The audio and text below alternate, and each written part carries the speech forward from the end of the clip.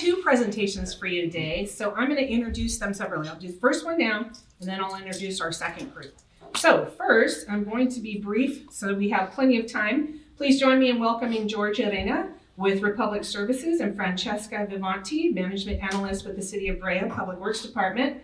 Today, they'll be providing an overview of the city's commercial recycling programs, highlighting current requirements, available resources, and how businesses can stay compliant while improving sustainability efforts in partnership with Republic Services. So, welcome, George and Francesca.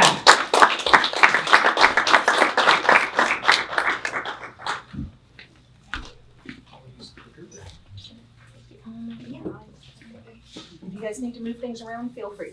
Oh, thank you. Move the podium, whatever. You know, here at the Good Morning Brea, we have jokes, right? So I figured we gotta tell a joke, and it has to. And she was not prepared for this. She's like, George, No, you're on your own. So I looked one out. So prepared, right? But how do you comfort sad garbage? Does anybody know? How do you comfort sad garbage? You tell it to compost itself. Good job, George. It's clean too, sort of. But I guess it was a dirty joke. Good morning, everyone. Again, my name is Francesca Vivanti. I am a management analyst with Public Works for the City of Brea, and I am joined by George Llerna, and a lot of you guys already know me. I'm the municipal supervisor for Republic Services for the City of Brea. Yeah, so we're going to be talking about the city's commercial organics recycling programs. Trash to treasure, the business of reuse. Yeah. A lot of times, I play the acoustic guitar. Thanks, guys. That was amazing what you guys are doing with the woodwork. But I like to visualize things. As a singer, I write songs and what have you, but it's easier to visualize your trash, right? Like, what the heck is this thing doing here? This is just a really small way to impact and see what the amount of trash as individuals, as a family, as a country, and you can see it's equivalent to throughout the whole year. Look, the Leaning Tower of Pizza in one example, the family, the Golden Gate Bridge, and so on and so forth. It's interesting the impact that trash has when you actually think about it and you actually see it. And because it creates such a big impact, Francesca, do you want to share a couple of the legislations why we're here? Yeah, I'm not going to bore everyone with a bunch of, laws, but I do want to bring up four main ones that do impact businesses.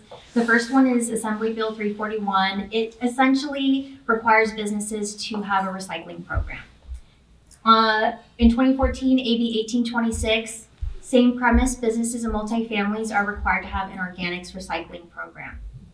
In 2020, building onto these two bills, we have AB 827. It basically requires businesses who have food, either large restaurants or quick service restaurants like In-N-Out.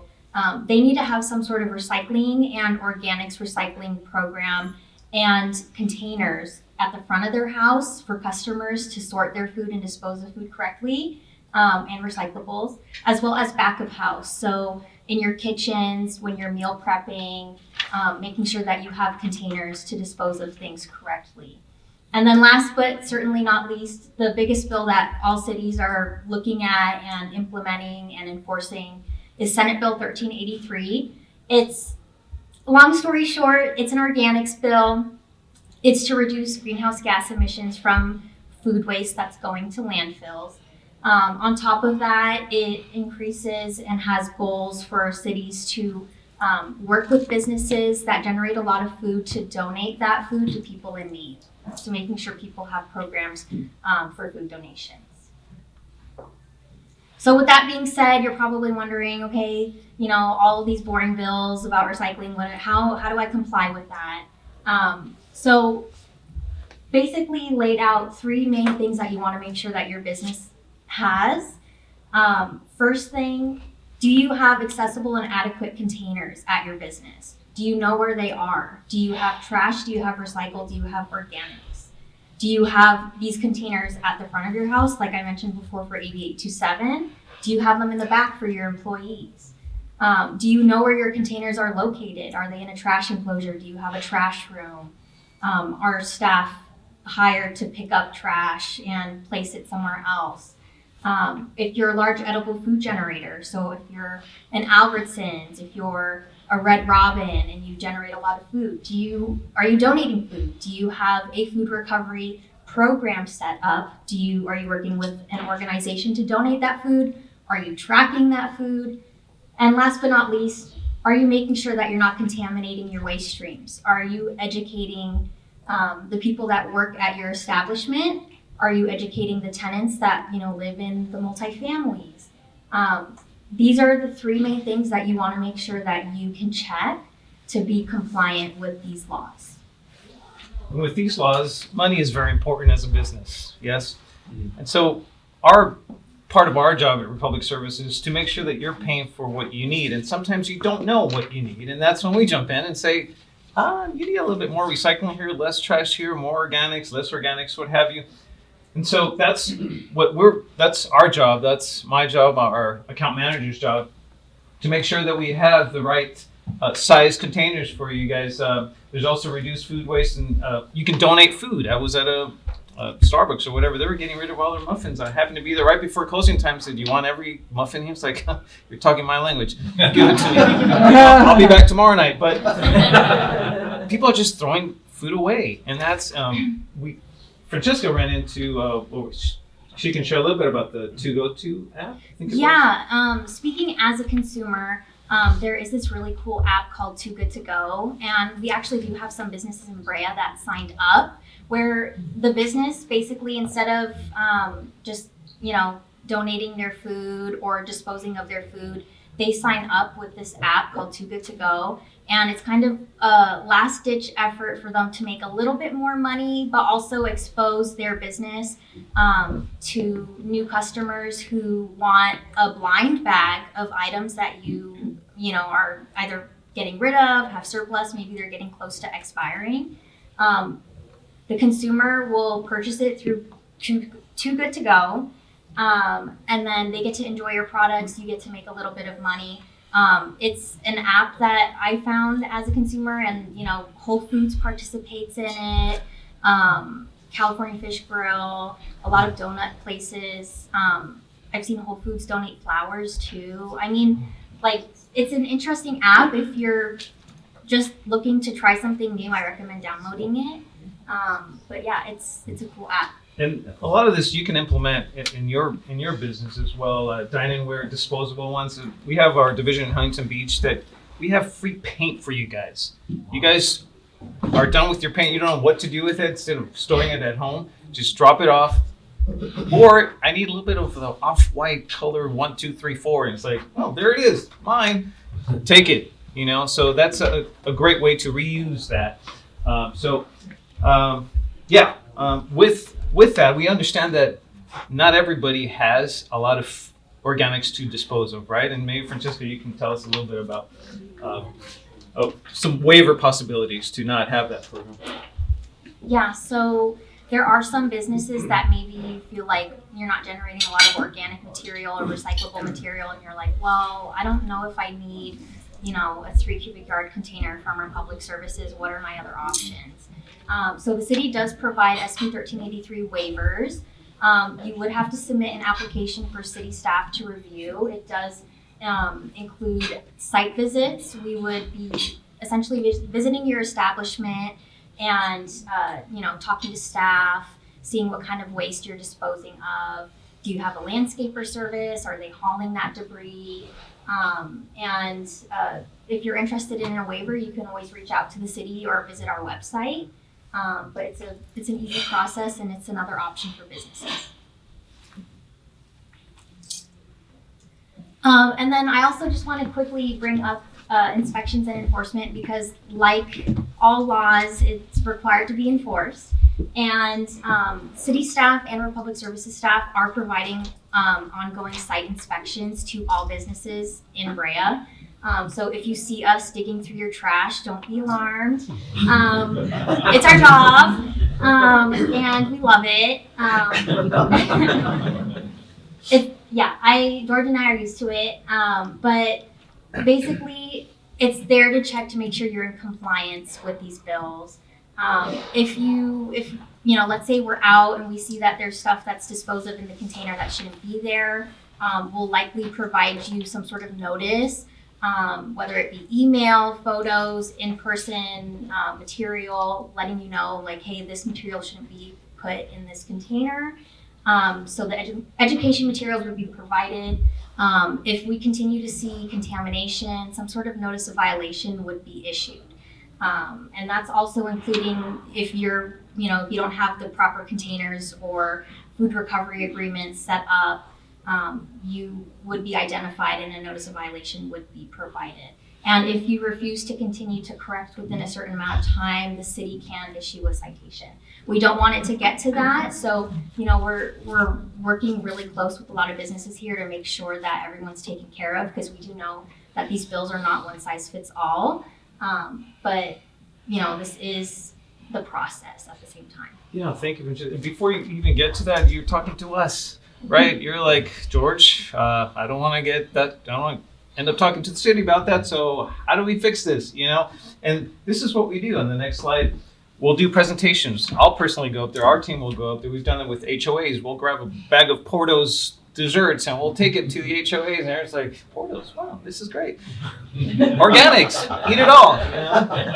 But we'll love to train your staff. We'd love to just be part of that. We're partners, right? We're in the community. So use us and take advantage of that role and that responsibility that we have.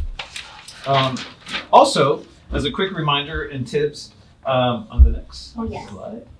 Yeah, these are some of the containers. Obviously, we got the green waste, food waste, recycling, trash. There's so many different ways that we can give you signage, or you can create your own QR codes or what have you to help make sure that you guys are separating everything. A lot of people complain, it's like, I got to put my organics in another box. Well, you're already throwing it away. It's just maybe one step over and here, as opposed to here. That's a lot of work.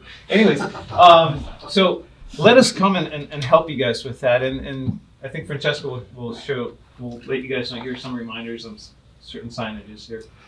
Yeah, these are just some quick reminders as to what goes where.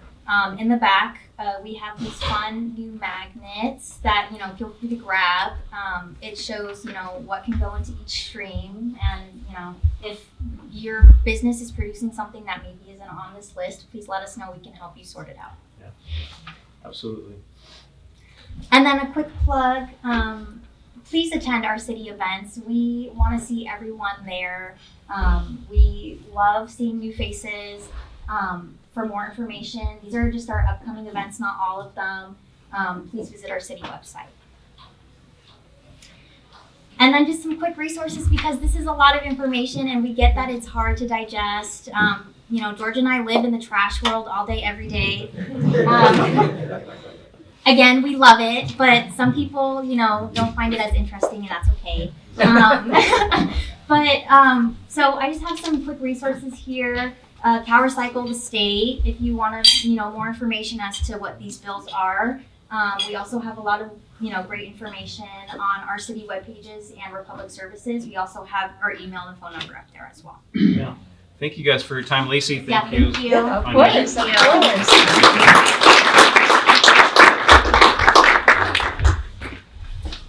Thank you, George and Francesca. Thank you very much. Yes. And we'll do Q&A at the end, so you guys don't run out. Nope. Okay, next, this is such a cool thing. We're pleased to welcome Danny Mahoney, manager of West Coast Arborists Recycling. Come on up. And John Mahoney, manager of Street Tree Revival. And this is all about something cool done with waste. And they're going to be presenting on the regenerative urban forestry program they have, and how strategic tree recovery and repurposing initiatives are creating environmental, economic, and community benefits through sustainable waste diversion and urban canopy restoration. So please help me welcome Danny and John.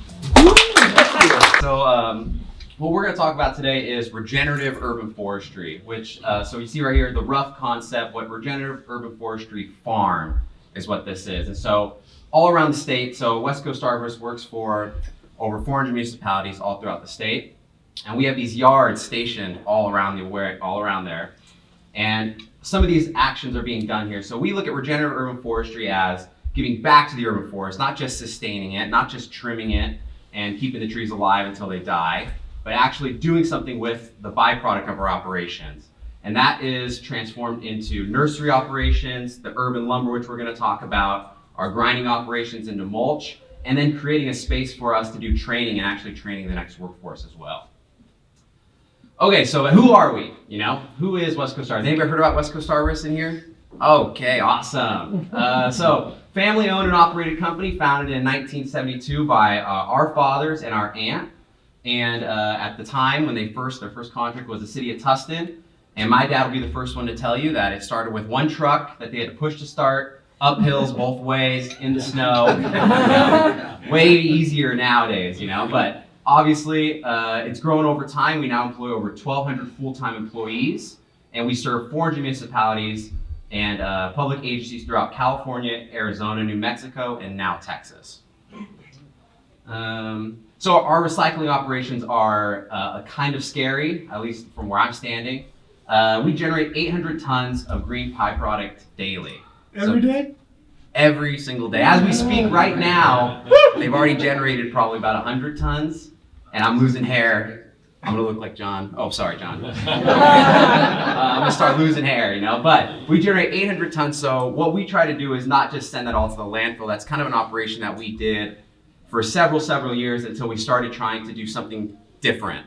We wanted to start utilizing that stuff and create it into another added value product that we can give back to the communities. And so at the company, we do not say green waste. If I say the word green waste, my boss just rips my head off. He does not like me to say green waste.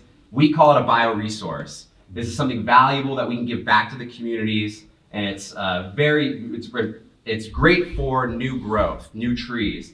Mulch, urban lumber, and climate adapted planting is what we do, but the mulch in particular, when it goes back to the communities the same day that we trim the trees, is so valuable. It's like the nutrients for the soil is amazing.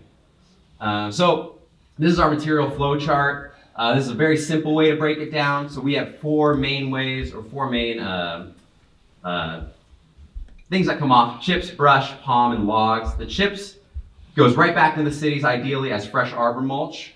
The brush, we will take to a facility, we will grind it, and that'll either go back in its fresh arbor mulch, or some of it will go into our WCA soil blend. Palm, who likes palm around here? I love seeing only one hand up, you know, because palm is like very hard. It doesn't break down as easy, right? So it's way more expensive to dump. So most of the time it goes to the landfill. But what we've learned recently, if you take the palm, you grind it, screen it, grind it again, let it dry out, then you put it into the soil blend, it actually makes this supercharged soil product that the trees are just growing like grass right now. We had trees like in these pioneer pots, which I'll explain a little bit later, but we started using this WCA soil blend, and you can get a tree that's from seed to about this tall in about 18 months, which normally it would take maybe 2 to 2.5 years to get to that same spot. So it's growing way faster. The palm leaves just don't break down, which is great. So it creates these like channels for the water to get into the nutrients better. So it's really great.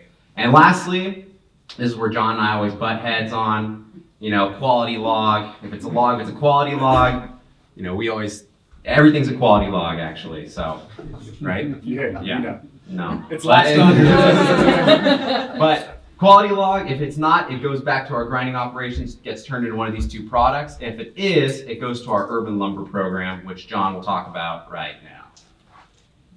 Street Tree Revival. We rebranded our urban wood program. Urban wood is just wood coming from, you know, not harvested for timber value. Urban wood could also be deconstructed buildings, but we don't really do any of that. Ours is all fresh cut from the urban forest. Our mission, so we have, let me show you the other one. That's scary, perfect. Where'd that thing go? Right over here. Oh, right there. Okay. This is a map of Brea and the top 50 species of trees that are in Brea. Any guesses on how many trees there are in Brea? Types of trees. 200. Who said that? 205. It's almost like you. Wow. That is above every other city in the universe. That's one of the most biodiverse urban forests in the universe. That's crazy, right?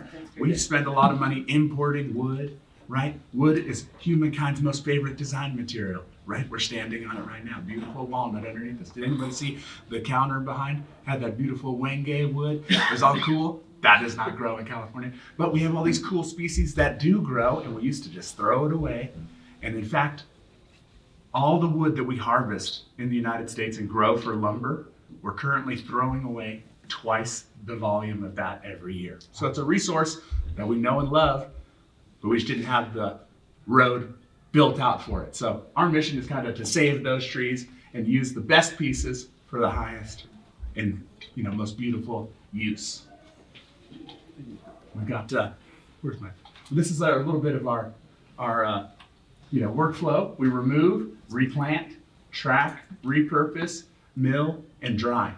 Drying lumber is the most difficult part. If anybody's into that, we can go on that for hours. But if you have a 2-inch thick piece of wood, how long does it take to dry? Any guesses out there? A week. A week? That's a good guess. 2 years. Wow. So, you know what's an expert in wine is a sommelier? Or how do you say it? But an expert in wood is a sawmill, yay. We'll go to the next slide. Why urban wood? I was kind of saying it earlier. It's a resource. It's here. Everyone wants to plant more trees, right? More trees in eventually means more trees out. So we really are trying to close the loop on our recycling program. We want to grow more trees, but we have to have a plan to use the wood as it comes out because trees don't live forever, right? Senescence, vocab word, the natural death of a plant. Just in this one tree, there's 2,500 board feet of lumber. That could do engineered flooring for the whole lower level of this building. One tree. We have exotic woods, right? The one on the left there, blue gum eucalyptus, native to Australia. Bottom left, this one is black acacia. Ooh. That was brought to San Francisco in 1852 by Australian nurserymen. The one in the middle, does that one look familiar? Anybody love diamonds and emeralds? Yeah? No? Okay. The seed of that tree is the basis of a carat, the weight of a carat for a diamond. That's called carob. You can get the chocolate alternative at your local frozen yogurt place. Or you could walk underneath the tree. Next to that is red gum eucalyptus. After that was ficus. Ficus fig trees. How cool is that? Over 124 million tons of carbon could be sequestered nationally from urban hardwood over the next 30 years if we make the right choices and manage our waste stream. Or it can go in the chimney. We have a beautiful showroom in Anaheim. We have 2 sawmill roughs, we call it, the Regenerative Urban Forestry Farm. One in Northern California, one in Ontario, and we sort and dry all the materials there, and then we make it available to the public. Who uses urban wood? Keep going. We do. We have 12 offices. We try to be about it and show people that we can use it. Internally, we do about 300 awards for all of our employees each year. This is basically one of the award plaques. So all of our awards and trophies are done in-house. And then you flip it over and it says what the species was. And you see the guy get the award and he's like, man, I think I remember cutting this tree down a week ago. And I said, no, it was 2 years ago. We're doing a lot of big outdoor learning centers, right? You guys ever heard of biophilic design? It was popular and coined in the 60s. Denmark went on with it, but now it's coming back in. If you learn around wood, if you have a wooden desk, you're gonna get better math scores. Taylor guitars, who doesn't love a song, you know? We're making guitars. Fender Guitars is also making guitars. That's pretty cool. Growing up, I never thought eucalyptus would make a guitar. For Taylor's 50th anniversary, they used ironbark eucalyptus. So we take a lot of steps to make sure that we dry that wood correctly. It's way more difficult and takes way longer than you would think. But in the end, you could have a, super special guitar from a tree. Came right from your hood. Wood from your hood. Yeah, come on, Dan, get in there. Thanks. So the last part of the regenerative urban forestry farm or regenerative urban forestry concept that we use, it relates to the nursery. So I was talking about that soil blend that we use. And so the soil blend, we planted 50,000 climate adapted trees from seedlings in the last 2 years. Dang. So, and so you can see the picture on the top right there. That's all of it. We have a special greenhouse that we put it in. We built 4 greenhouses over the last couple of years to house all these trees, and some of them are starting to get to like be pretty tall, and it's really exciting to see. And so the trees are grown in pioneer pots. And so, is anybody familiar with like nursery operations? Been to a nursery, anything like that? So this will all be kind of new, if not. So this is a pioneer pot, right? And what it's inside here is a traditional nursery pot. So the traditional nursery pot you'll see has just the holes at the bottom, but no holes around the side, right? So what this causes to do is this tree, instead of the roots promoting a good growth outwards and a taproot down, the taproot will go down, but it will start to girdle around the bottom. And so some nurseries think they could bypass that bad growth by slicing it new, right? And then promoting different growth structure. But what actually happens is the tree's roots has always grown that way, and it will always continue to grow that way. And so what we've been doing is, in traditional nursery pots, when you take those trees even at full grown 24-inch boxes and you put them in the ground, you're actually still having that girdling root problem, and you're not creating a healthier urban forest. So the pioneer pots, as you can see, there's slotted holes here, and you can see some of the roots already coming out. And so as the roots come out, the air desiccates them or it air prunes them, and it creates this, it promotes a growth structure that has the trees going out, and it promotes a taproot coming straight down. So I won't do what the nursery manager usually does. He'll make a mess. He'll pull this out as an example, knock all the soil off, just to show you what I'm going to show you in this picture right here. Yes. Okay. You can see here, that's what it looks like if I took the soil off. It's promoting this great structure. You have this great strong taproot going down. Just an absolute beautiful looking root system that's going to be coming from this. And so you'll actually see it as a seedling. It'll be a seed, and all the way down it'll have this taproot that's going down almost, 10 inches or so before the tree even sprouts out. It's just such a great, they promote such a great growth structure for the tree. And what you do after this is you move it into another pioneer pot after that, and it keeps keeping that growth structure going. And these trees are so good that you could actually take them from 15 gallons and bypass 24-inch boxes. You can put them in the ground sooner, and they will just absolutely take off once they get into the ground. So this has changed the game for our nursery operations. It's allowed us to take on a lot more exciting opportunities. For instance, we are doing a big contract grow for the City of Ontario for their new, if anybody's been to Ontario recently, and the whole place is like Baseball. Yeah, baseball. Go Storm, maybe is the name of the team. I don't know. I just know what's going to be planted around it, So we're planting about 5,000 trees for the City of Ontario, all in that new project, all from pioneer pots, all from seed, all with great root structures. So we're really excited about that. So it's also using our WCA soil blend from the green byproduct that we generate from our operations. And like I said, we're doing contract grows with cities. We're ready to partner with them as they see needed. And the last thing we'll talk about is unique to Brea. So this whole operation is actually going on right here in the city. We have a 12-acre property with more than 22,000 trees in pioneer pots in the city of Brea right now.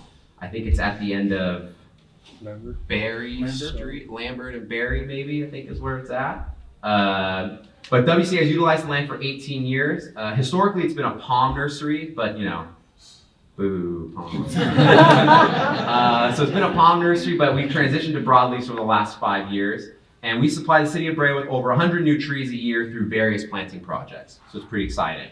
And I think that is it. Thank you so much. We really, it was a pleasure to talk to you guys all today. Thank you.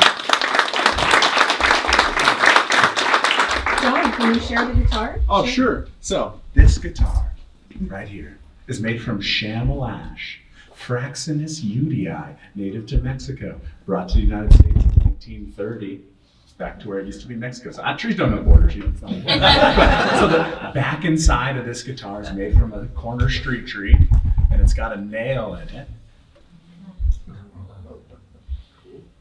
Lost Dog, 1976. You know. What's the sound? Oh, let's see. Okay. Thank you. Really great job to both presentations. Over here. For the trees, are they mainly for like cities or could like residents buy? Our nursery is open to the public too. We typically mostly deal with public agencies, so you might be hard to find someone to sell you a tree, but you come see me, we'll get you a live or dead. I'm the specialist. Thanks, John. That's really cool. You're so funny. Anybody else? I have one. The awards that you do, Yes. the holders, you sell those too? Yes. You work with businesses to do that? Yeah, if you want any display stuff or we do custom laser engraving, we can help source that material for you. Tabletops with the wood? Typically, we don't try to do the work on that. We just Right. want to be good stewards of the material and take it almost up to the finished Okay. level. And then we can connect you with a local maker or a builder. But we have lots of wood, all shapes and sizes. You know, we're famous on the West Coast, right, for having the biggest, the oldest, and the fattest. We got all three. John, can we request a Brea tree? 100%. Well, Nice. especially, okay, so one thing, if there is a special tree in the community and it's sick or something, that's an opportunity. Before it comes down, it's a lot easier to track it. Got it. We are salvaging everything we can from the urban forest. Sometimes the location can get lost. If we know before the tree comes down, Okay. we can make so much, postcards. We've done all kinds of weird things. Nice. Yeah. Very cool. Cecilia. I just have a shout out to you guys. We had a resident several years back that had a diseased tree in there for generations on her family's property. And she came to the realization that we did have to take it out. It was a danger to the neighborhood. But you guys made memorabilia for her. The camphor tree? Yes. Oh, Yes. She the was family. so thrilled. Oh, they wrote a letter to the tree, right? And they posted it on the tree. Yeah. So we took the wood and we laser engraved a letter back to the family. We put in a little extra effort. And I think we gained love for the urban forest. 100%. That's fantastic. Anybody else? Oh my gosh, you guys, thank you so much.